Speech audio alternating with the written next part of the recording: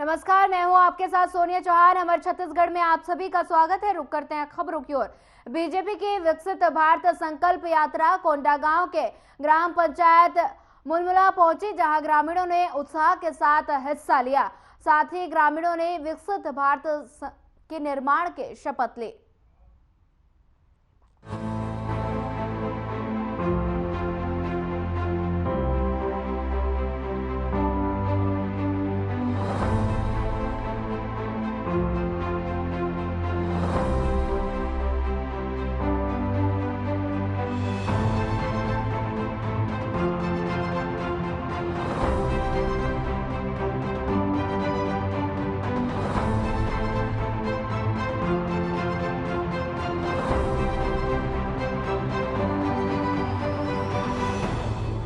BJP की विकसित भारत संकल्प यात्रा लगातार जारी है। इसी कड़ी में अब ये यात्रा कोंडागांव जिले के ग्राम पंचायत मुलमुला पहुंची। इन गांवों में विकसित भारत संकल्प यात्रा के पहुंचने पर ग्रामीण उत्साह के साथ शामिल हुए और इस अवसर पर यहां उपस्थित ग्रामीणों ने विकसित भारत के निर्माण की शपथ ली। इसके साथ ही यहाँ धरती कहे पुकार के नृत्य नाटिका के माध्यम से धरती को जैविक कृषि के माध्यम से उर्वरक बनाने का संदेश दिया गया। कृषि विज्ञान केंद्र के अधिकारी ने प्राकृतिक खेती, मृदा स्वास्थ्य कार्ड, ड्रोन तकनीक और नैनो उर्वरक के संबंध में जानकारी दी। इसके साथ ही हितग्राहियों ने विभिन्न योजनाओं के तहत मिले लाभ से उनके जीवन में आए बदलाव की जानकारी ग्रामीणों से साझा की। इस मौके पर आयोजित क्विज प्रतियोगिता के विजेताओं को पुरस्कृत करने के साथ ही गांव के भू अभिलेख के 100% डिजिटलीकरण के लिए प्रमाण पत्र भी प्रदान किया गया। यहाँ विभिन्न शासकीय विभागों द्वारा स्टॉल लगाए गए थे, जहाँ पहुंचकर ग्रामीणों ने अपनी पात्रता अनुसार सेवाओं के लिए आवेदन भी दिया। ग्राम मुलमुला भंगाराम चौक का रहने वाला हूँ। मुझे आवास मिला हुआ है, कंप्लीट हो गया है। जिससे पहले परेशानी होता था, बरसात के दिनों में टपकता था, अब वो सब चीज से दूर हो जाए। और पीएम आवास के साथ साथ पीएम किसान निधि ये भी मिल रहा है। और आयुष्मान भारत से बड़ा इलाज हुआ है, जिससे 10 से 15 ऑपरेशन आयुर्वेदिक संस्थान एम्स में फ्री में इलाज हुआ है। एकदम बेहतरीन है, बहुत ही सुंदर आयुष्मान योजना चल रहा है। माननीय यशस्वी प्रधानमंत्री नरेंद्र मोदी और विष्णुदेव साय को आभार व्यक्त करते हुए धन्यवाद। जानकारी देना चाहता हूँ। ज्यादा करके आजकल हम लोग खेती में रासायनिक खाद का उपयोग करते हैं। इस तरह से पूरी हमारी जमीन जो है बंजर बन के उपजाऊ में बहुत प्रभावित करता है। हमने कृषि विभाग को हमारी मिट्टी परीक्षण के लिए भेजे थे। वहाँ से मिट्टी परीक्षण होके हमारे पास आ गया है। उस हिसाब से हम जिस तरह से ज़्यादा हम जैविक खाद का उपयोग करके उसका भरपूर लाभ लें और हमारी खेती भी अच्छा सही सलामत रहे, पैदावार भी अच्छी होगी। इस कारण मैं सभी किसान भाइयों से निवेदन करता हूँ, आप लोग जैविक खाद का ज़्यादा से ज़्यादा मात्रा में उपयोग करें। धन्यवाद। केसीसी लोन के संबंध में मैं आप लोग को ग्राम देवांगन सभी किसान भाइयों को जानकारी भी हो गया होगा कि केसीसी लोन के संबंध में 0 ब्याज से लैंप्स से खाद बीज उठाते हैं और सही समय पर खाद बीज मिलता है और नगद राशि भी मिलता है। इसमें जो भी भाई का केसीसी लोन नहीं बना है, उन्हें मैं पुनः निवेदन करूंगा कि केसीसी लोन बनाकर इस फायदा का लाभ लें। बस इतना कहकर मैं आप लोग को आवेदन पंजीयन काउंटर रखा गया है। हमारे जनपद पंचायत के समस्त कर्मचारी वहाँ पर उपस्थित हैं। वहाँ पे मतलब उपस्थित होकर के आवेदन का पंजीयन आप लोग करा सकते हैं। भारत माता की, भारत माता की, छत्तीसगढ़ महातारी की, छत्तीसगढ़ महातारी की, दंतेश्वरी माता की। तो मेरा नाम गौतम कुमार पांडे, आपदा प्रबंधन के तहत मुझे लाभान्वित मिला। बारिश में मेरी जो घर टूट गई थी और अभी भी टूटी हुई है, तो हमारे मौके पर श्री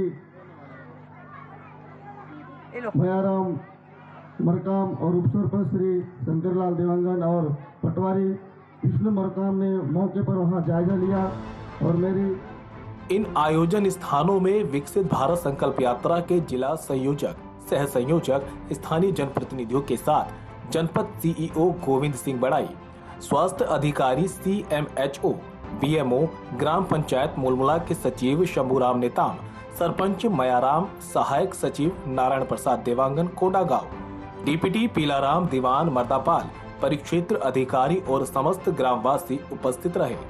ब्यूरो रिपोर्ट।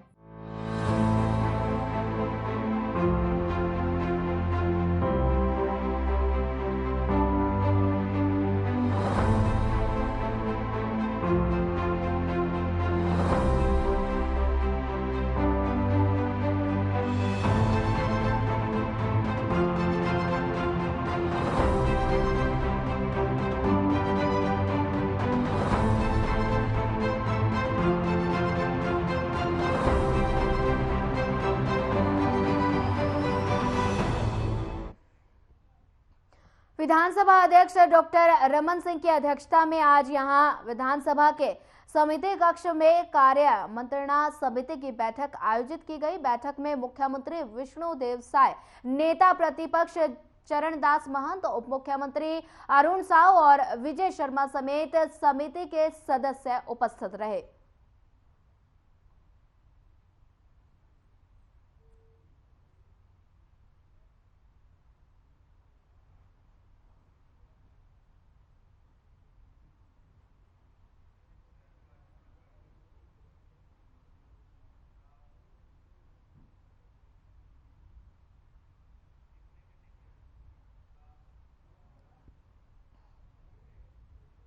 अगली खबर दंतेवाड़ा से है, जहां बीजेपी विधायक ने विधानसभा में हिंदी लिपि की जननी संस्कृति भाषा में शपथ ली।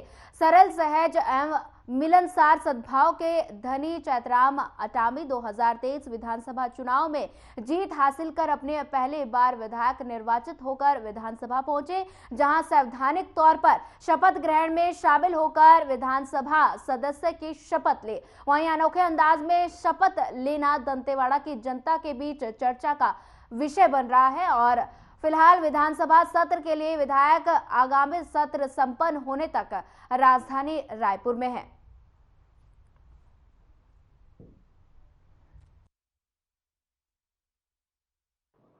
दंतेश्वरी माता की जय।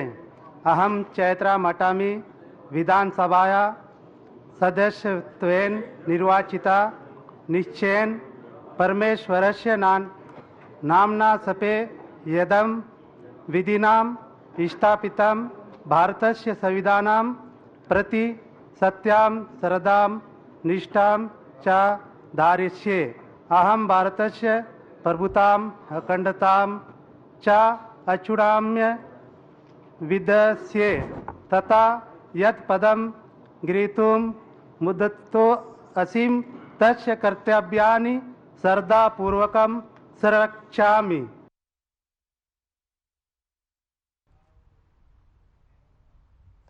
छत्तीसगढ़ में बीजेपी की सरकार बनने के बाद कांग्रेस दल की पहली बैठक आयोजित की गई, जिसमें सभी पुराने और नए विधायक उपस्थित रहे। मीडिया से चर्चा करते समय नेता प्रतिपक्ष डॉक्टर चरणदास महंत ने कहा कि हम यकीन नहीं कर पा रहे कि विधानसभा चुनाव में कैसे हार गए। वहीं पूर्व मुख्यमंत्री भूपेश बघेल ने कहा कि बैठक के दौरान आगे की रणनीति पर चर्चा की गई।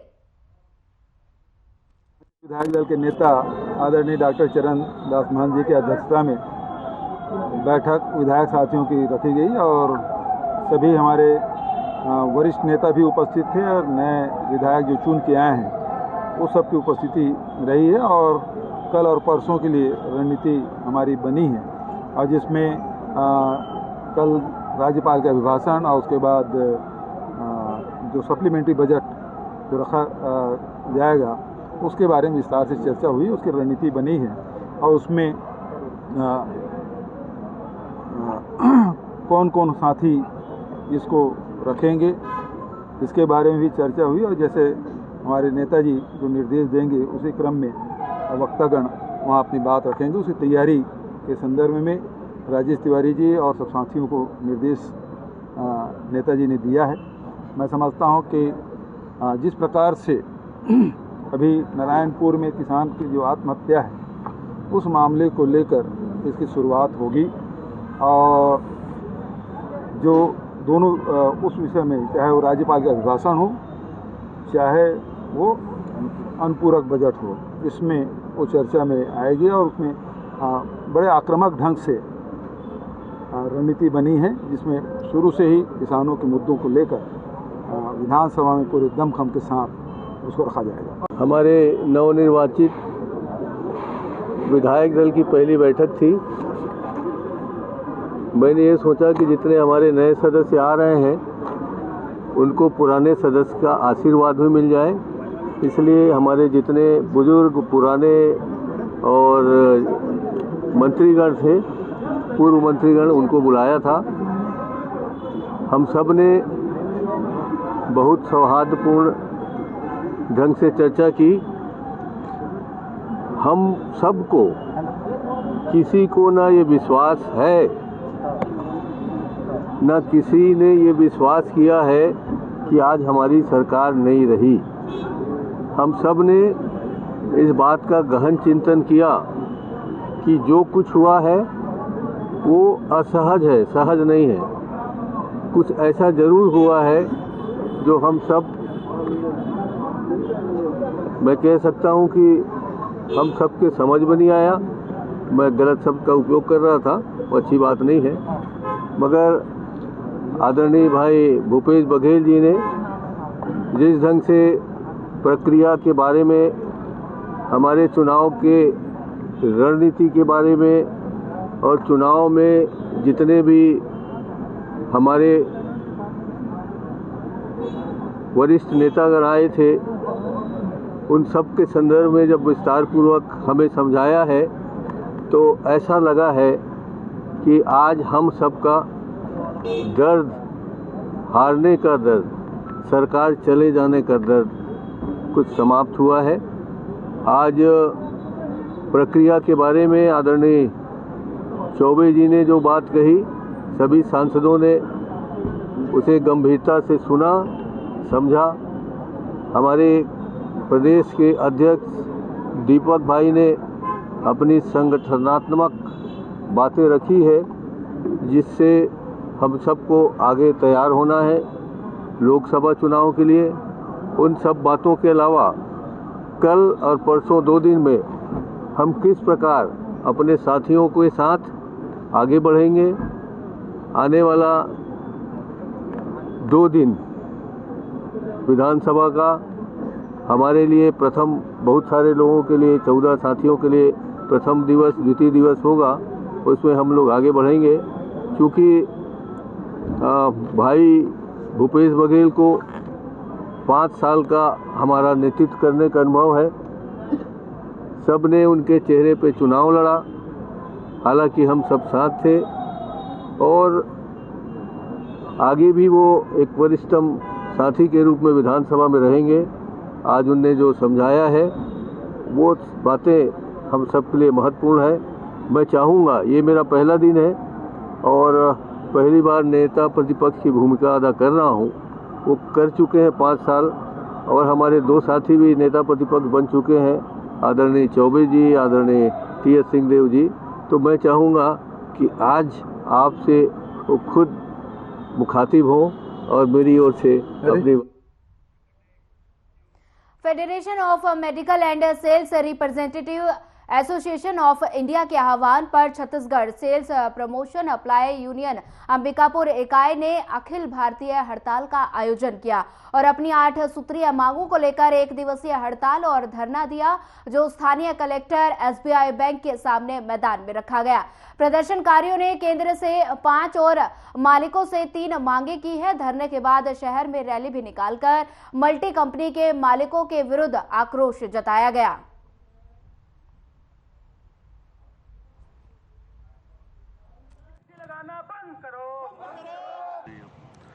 आज हम अपने राष्ट्रीय federation of medical and science representative association of India FMRAI के आह्वान पर पूरे देश भर में आज हम हड़ताल कर रहे हैं, एक दिवसीय हड़ताल कर रहे हैं। हड़ताल की ज़रूरत इसलिए आन पड़ी कि जो केंद्र सरकार है जिस तरह से अभी नीतियाँ ला रही हैं वो पूरी तरह से श्रम विरोधी है, और ख़ास करके हमारे जो मेडिकल एंड साइंस रिप्रेजेंटेटिव साथी हैं उनके खिलाफ जो कानून में बदलाव हो गए हैं उसका असर पड़ रहा है, इसलिए हमको हड़ताल करनी पड़ी।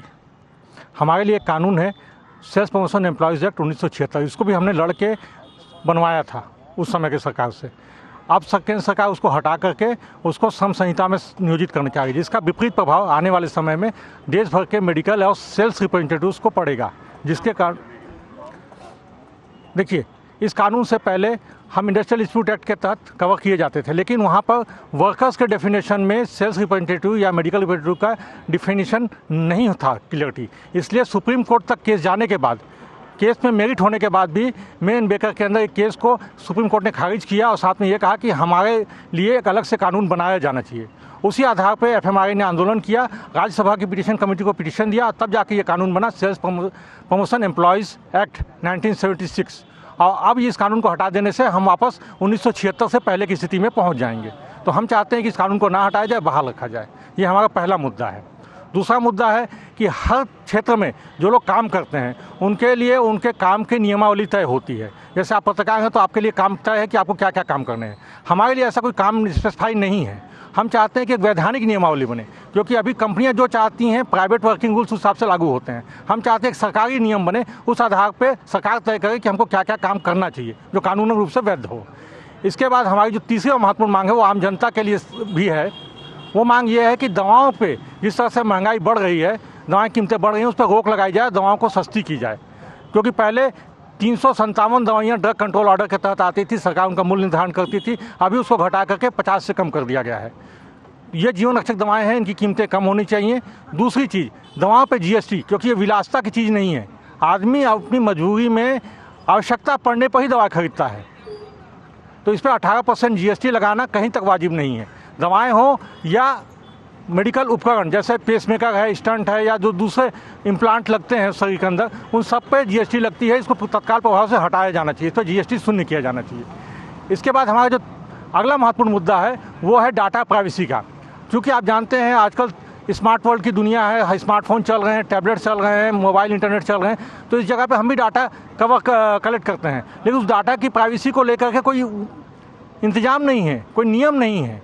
और हम चाहते हैं कि इसकी एक सुनिश्चितता हो। आप ये भी जानकारी बता दूं कि कंपनियां हमको GPS के थ्रू ट्रैक करती हैं, लेकिन इस ट्रैकिंग को क्या वो सरकार से कानूनी रूप से वैध है?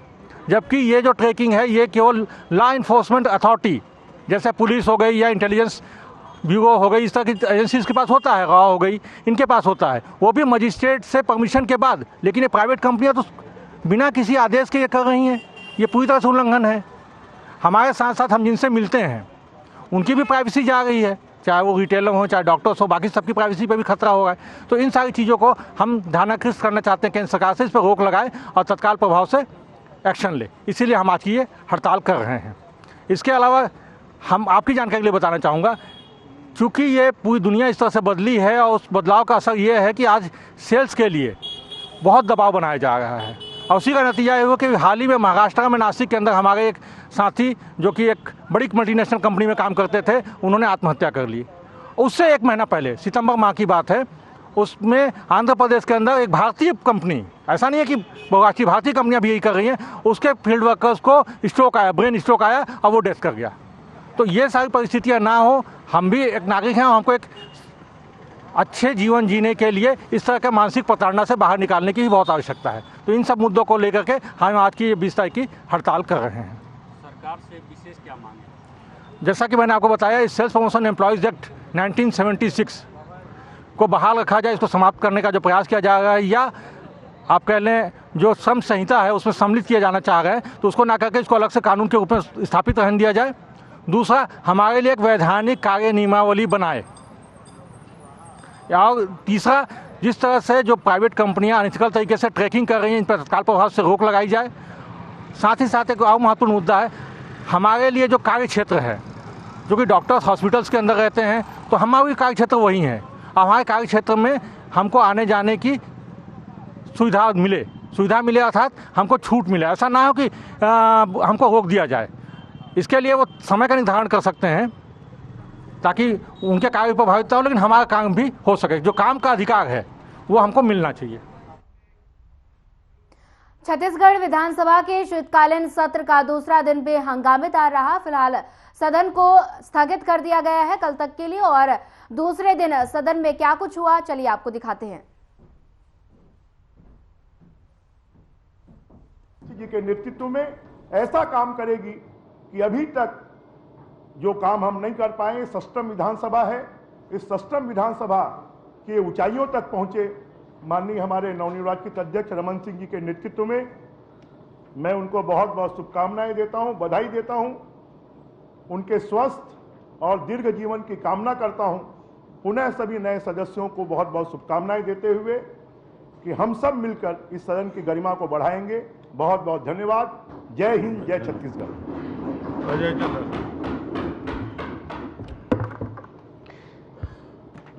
माननीय अध्यक्ष महोदय, ये बहुत अद्भुत संयोग है।